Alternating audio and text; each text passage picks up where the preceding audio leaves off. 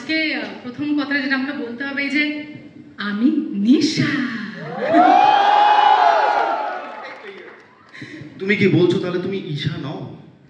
সেইটার জন্য 7 জুনে গিয়ে বুঝতে হবে যে আমি ঈশা না নিশা না রুক্মিণী। এই পুরো গন্ডগোলটা আপনাদের সবাইকে 7th জুনে গিয়ে দেখতে হবে বুমারাং হলে। যাবেন তো সবাই? Thank you so much. যেহেতু এই প্রথমবারের কথা হচ্ছে, এইরকম একটা সাহসী পদক্ষেপ অফকোর্স সৌভিকের ব্রেন চাইল্ড বুমারাং সেটা আছে, এবং যে কোনো প্রোডাকশন হাউসের আমার মনে হয় এরকম একটা প্রজেক্টকে গ্রিন লাইট করা, সেটাকে বলা যে হ্যাঁ আমরা এটা করবো।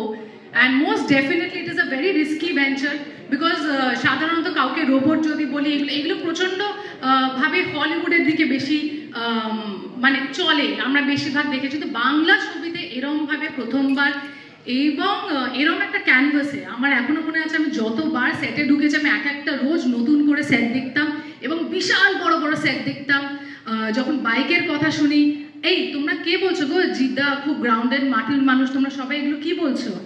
মানুষের তো সারাক্ষণ উড়ছে, কি হচ্ছে? বলছে যে আমি উড়বো, এমন উড়বো সুপার বাইকে করে উড়বো, কেউ আমাকে ছুতেই পারবে না, এত ওপরে উঠছে। আর সেটাই থাকুন please please Jeet sir, you must always keep flying very very very high. সারাক্ষণ বলতো এটা খাও, সারাক্ষণ বলতো না না ঠিক আছে কাজ কর, না না ঠিক আছে। এমন একজন আমি বলছি আপনাদের প্রিয় সুপারস্টার কি করেন জানেন? কো একটা বলছে না না ঠিক আছে শর্ট পড়া আগে গল্প করি চলো, এইটা হচ্ছিল উনি। সো ওনার কি কি কি